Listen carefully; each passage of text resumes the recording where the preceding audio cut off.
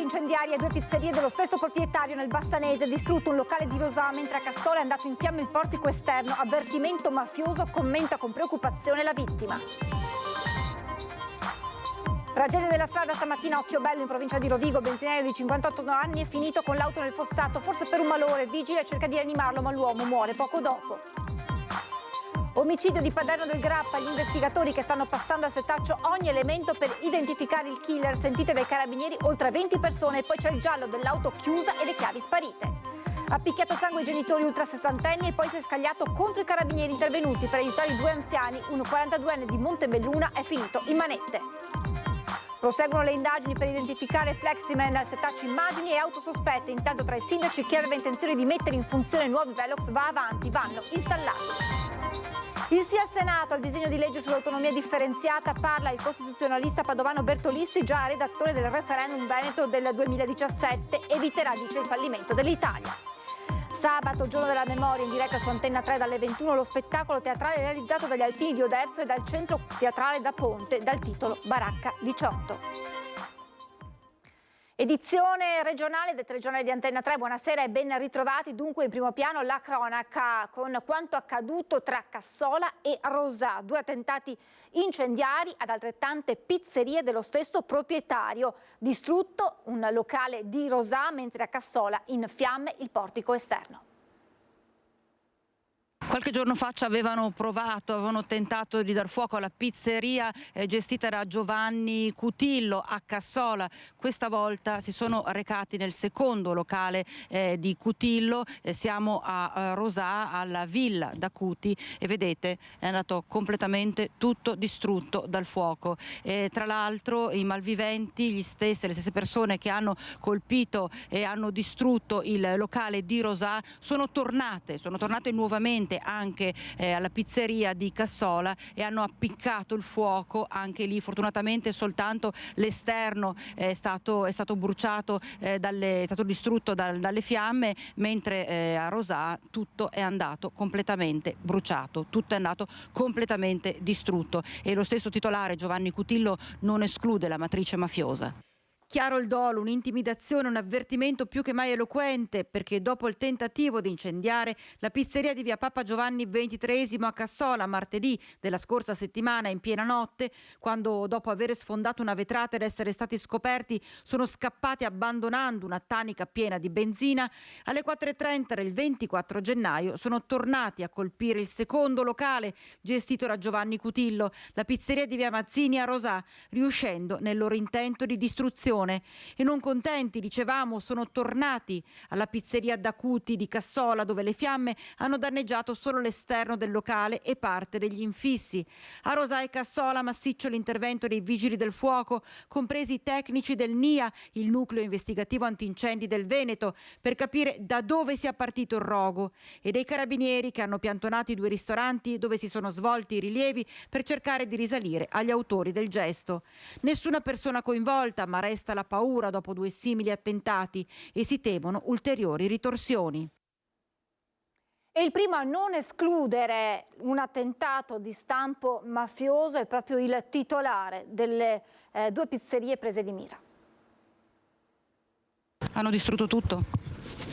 Tutto, completamente. È tutto raso al suolo, bruciato tutto, non è rimasto nulla. Sono riusciti questa volta a fare il danno. Paura, rabbia, è stremato Giovanni Cutillo, titolare delle 2 pizzerie colpite nella notte dagli attentati incendiari. Ma viene da pensare a una ritorsione di stampo mafioso? Beh, a questo punto penso proprio di sì. Penso proprio che ci sia qualcosa, una mano così, non penso che non possa essere stampo mafioso. Anche perché hanno dato fuoco tutto il locale, quindi... Ha mai ricevuto intimidazioni? Mai ricevuto qualche avvertimento anomalo? No, assolutamente, mai. Mai ricevuto minacce dirette o cose, mai.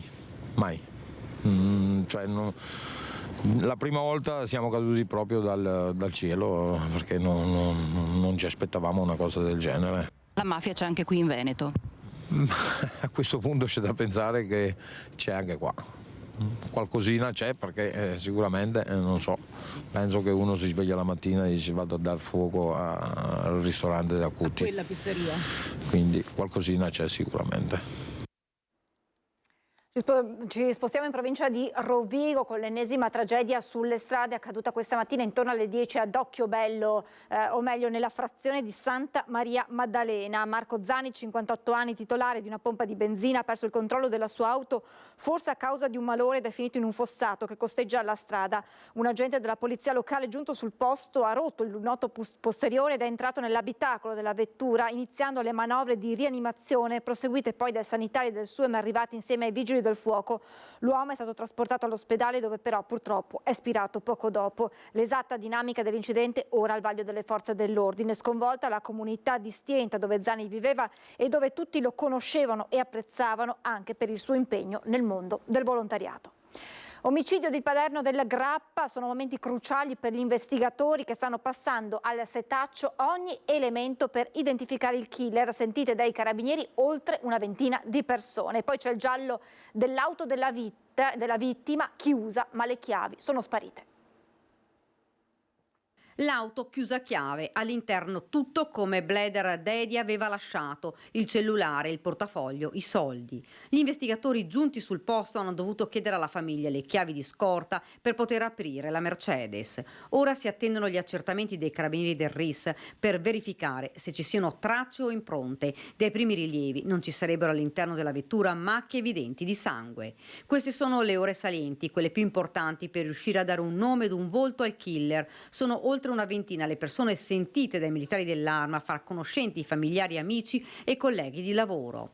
Ogni indizio può essere fondamentale, così come lo potranno essere le immagini di videosorveglianza della zona. L'aggressione brutale a Bleder Dedia può essere stata compiuta da una sola persona, a suggerirlo le ferite, tante da difesa, sugli avambracci e sul palmo delle mani. Dedia ha tentato invano di schivare i colpi, tantissimi che lo raggiungevano in tutto il corpo. Un coltello, probabilmente con una lama lunga, arma che non è stata trovata ancora dai carabinieri. Il killer, dopo l'omicidio, è fuggito portandoselo via.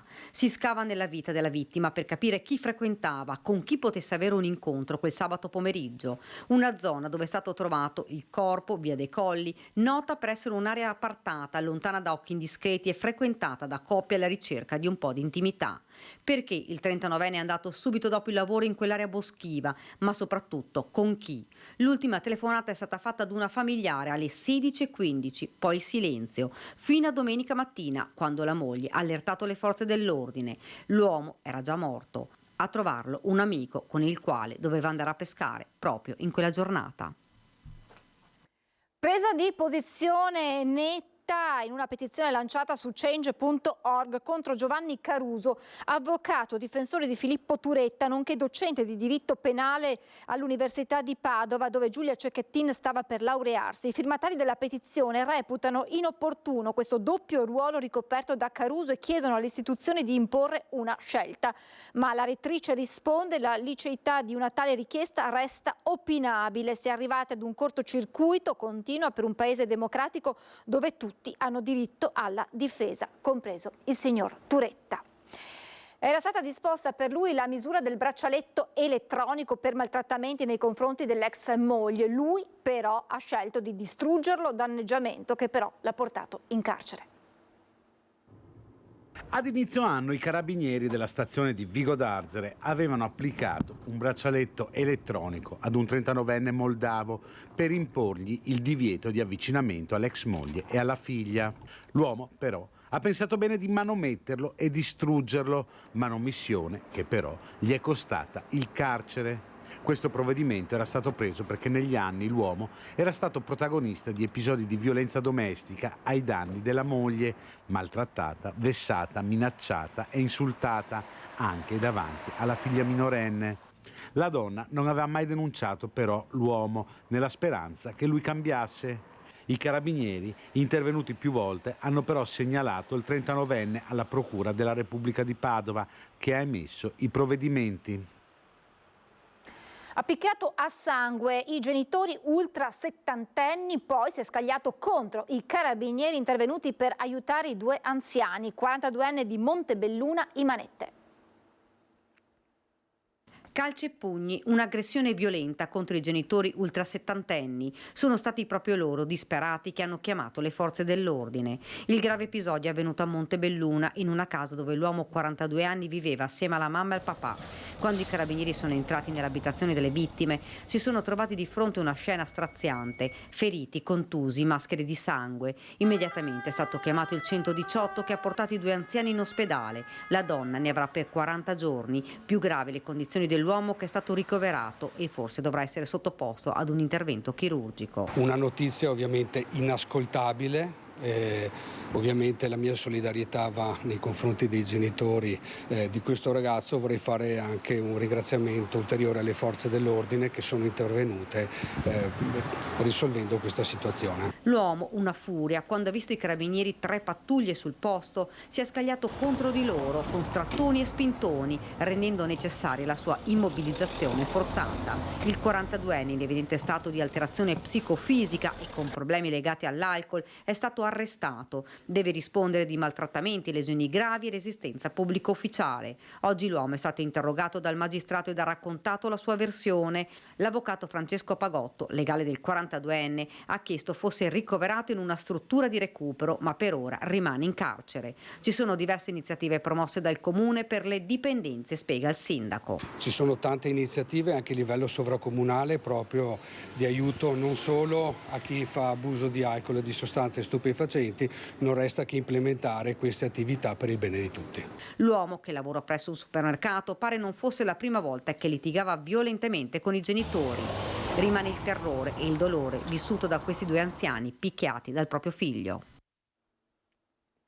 Maxi sequestro della Guardia di Finanza di Belluno in un esercizio commerciale assedico, sequestro che ha interessato 4.000 prodotti, tra cui oltre 1.500 oggetti a tema carnevalesco di San Valentino, non conformi agli standard di sicurezza. Il titolare, un cittadino cinese, è stato segnalato alla Camera di Commercio per la sanzione amministrativa. Il negozio aveva già allestito gran parte della merce con numerosi accessori e gadget a tema.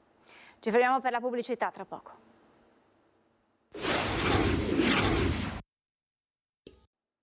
Rieccoci in diretta, continuano le indagini per identificare Fleximan, al setaccio immagini e auto sospette. Intanto i sindaci prendono posizione sulla vicenda. Proseguono le indagini dei carabinieri per identificare Fleximan, il vandalo che sega gli autovelox, ormai 13 in Veneto. Secondo gli investigatori potrebbe essere una sola persona e non due come ipotizzato, è sempre la stessa. Fondamentale la rivendicazione scritta su un foglio. Ora c'è un coordinamento tra i carabinieri di varie stazioni del territorio, le polizie locali e le procure. Al setaccio immagini, auto sospette e intensificati i controlli sulle strade nelle ore notturne. Intanto i sindaci del Padovano prendono posizione sulla vicenda. Io sono sicuramente contrario a attacchi di questo tipo perché insomma a tacer d'altro si tratta di reati, quindi non vanno fatti, sono contrario. Detto questo poi se non si è d'accordo sull'installazione di strutture ci sono tutti i mezzi democratici. Noi ci eravamo impegnati a fare le 2 rotatorie e a mettere un sistema di controllo di velocità. Poi è capitato un po' di tutto, io penso ci siano delle ragioni da valutare, lo faremo con tutti i sindaci. Una cosa è certa, quando uno passa a 157 km all'ora su una strada come questa e alla fine paga una multa e passa tutto, c'è qualcosa che non va. Abano Terme, valutata la pericolosità della strada, sta per installare un autovelox lungo la regionale 10 senza però abbassare il limite di velocità. Dobbiamo pensare alle vittime della strada, a tutte quelle famiglie che hanno subito un lutto che è stato causato dalla distrazione, dalla velocità, e quindi abbiamo il dovere di vigilare e di garantire la sicurezza di tutti. Questo fenomeno di Fleximan poco mi interessa, mi preoccupa, perché non si può far passare il messaggio che la giustizia fai da te possa prevalere. Anche Campodoro, valutato l'alto numero di incidenti, installerà a breve un Velox. A Campodoro abbiamo pensato, con una variazione di bilancio che abbiamo fatto a fine anno, di stanziare 28.000 euro per il posizionamento di un autovelox su una strada comunale, via Balla, tra l'altro richiesto dai cittadini di Campodoro, dove abbiamo seri problemi con appunto i veicoli che prendono questa strada quasi come un'autostrada, quindi con velocità assurde, e quindi abbiamo pensato di posizionare un autovelox che sarà un autovelox presidiato sempre dalla pattuglia dei vigili, un autovelox bidirezionale che sarà ben segnalato e che sicuramente non servirà per far cassa. Torniamo a parlare di autonomia dopo il voto ieri al Senato. Parla ai nostri microfoni il costituzionalista padovano Mario Bertolissi, già redattore del referendum veneto del 2017. Finisce l'unità d'Italia? Guardi, si tratta di affermazioni che non hanno il minimo fondamento. È drastico il professor Bertolissi con chi si oppone in Parlamento all'autonomia differenziata. Chiara la sua tesi sulla situazione attuale dell'Italia. L'Italia è una indivisibile. Il punto è che non è mai riuscita a realizzare la cosiddetta e tanto strombazzata coesione economica e sociale, per cui tutti sanno che esistono più Italie da sempre, un'Italia del nord, un'Italia del centro e un'Italia del sud. Quindi di fatto già divisa e non coesa, dove anche il tema dei LEP, i livelli essenziali delle prestazioni, che secondo i contrari all'autonomia dovranno essere comunque garantiti alle regioni, in realtà dimostrerà le capacità o meno delle classi politiche di gestire i singoli territori. Osservo che ove si sono fatti, e mi riferisco ai LEA, livelli essenziali di assistenza, e cioè al campo della sanità, dopo l'introduzione dei LEA non è accaduto assolutamente nulla, perché oggi, non domani, esistono varie sanità e tutti lo sanno che quella della Calabria non è quella della Lombardia o del Veneto. Bertolissi, oltre ad essere uno dei redattori del referendum veneto sull'autonomia, ha partecipato alla commissione del professor Cassese che in pochi mesi ha fornito al ministro Calderoli gli strumenti per definire la legge approvata in Senato. È proprio dopo questa corsa contro il tempo che il costituzionalista critica aspramente un sistema che dal 2001 non avrebbe mosso un dito sull'autonomia. Io credo che sia sufficiente prendere in mano l'annuario parlamentare, vedere quali sono state le maggioranze e le opposizioni, fare l'elenco dei governi che si sono succeduti, guardare magari anche qualcos'altro, cioè anche alla Corte Costituzionale o comunque ad altri supremi organi dello Stato, si fa l'elenco di coloro che sono stati investiti delle più importanti funzioni, quelli di vertice che riguardano la Repubblica, e tirare una linea e dire questi sono i responsabili, perché avevano a disposizione tempo e non hanno fatto assolutamente nulla. Uno stallo che secondo il professor Bertolissi, se non sarà rimosso dall'autonomia, porterà tutti gli italiani ad una deriva pericolosa. Se è una deriva, bisogna che costoro sappiano che in vista c'è soltanto una cosa, il fallimento. Sabato, giorno della memoria, in diretta su Antenna 3 dalle 21, lo spettacolo teatrale realizzato dagli alpini di Oderzo e dal centro teatrale da Ponte, dal titolo Baracca 18. Ho voluto creare questo evento, questo spettacolo, questo recital reading teatrale per cercare di fare memoria, sperando che non succedano più queste cose, anche se purtroppo vediamo che la realtà è ben diversa. In occasione del 27 gennaio, giorno della memoria, Antenna 3 trasmetterà in diretta dal Teatro da Ponte di Vittorio Veneto a partire dalle 21 lo spettacolo teatrale ideato e scritto da Claudio Provedel, direttore del Coro Ana di Oderzo. Sul palco l'attore Silvio Pasqualetto, accompagnato dalla fisarmonica di Davide Casagrande e dalle immagini di Alessandro Ghezzer. I testi li abbiamo presi dal libro Diario clandestino di Giovannino Guareschi, delle storie chiaramente legate al tema della prigionia e dell'internamento che potessero alleviare in qualche maniera la sofferenza degli internati. Lui ha delle frasi particolari, come ad esempio quella frase emblema che dice non muoio neanche se mi ammazzano. Il giorno della memoria, il 27 gennaio, ma anche quello dedicato al sacrificio degli alpini, il 26 gennaio, data della battaglia di Nikolajevka.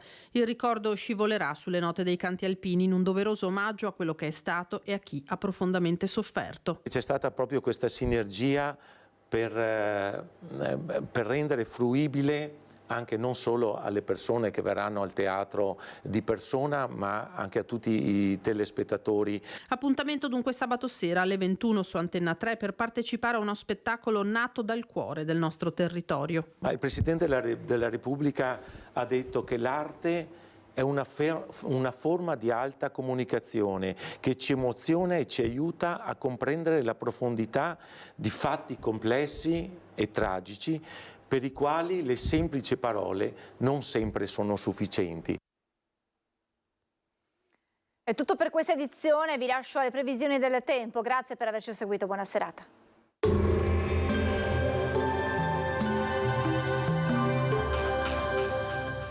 Cooperativa Agricola Volpago offre carne fresca di prima qualità. Ci trovi a Volpago del Montello, Pieve del Grappa, Tre Baseleghe e presso lo spaccio del contadino a Dolo e Massanzago. Benvenuti al Meteo.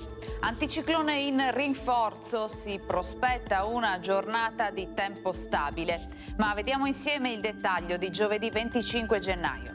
Sul Veneto alta pressione è sinonimo di nebbie, saranno anche piuttosto fitte nel corso della mattinata. Cielo in genere poco nuvoloso ovunque, sui monti maggiori rasserenamenti. Temperature stazionarie tutto sommato miti, minime tra lo 0 e i 3 gradi, massime tra 5 e 9 gradi all'incirca.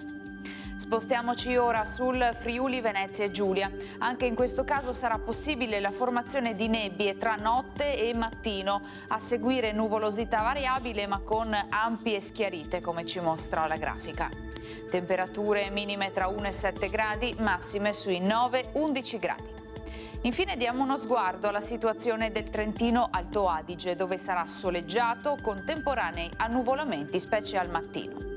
Temperature minime tra 3 e 4 gradi, massime sui 13-15 all'incirca. Dal meteo di Antenna 3 per ora è tutto, grazie per l'attenzione. Arrivederci.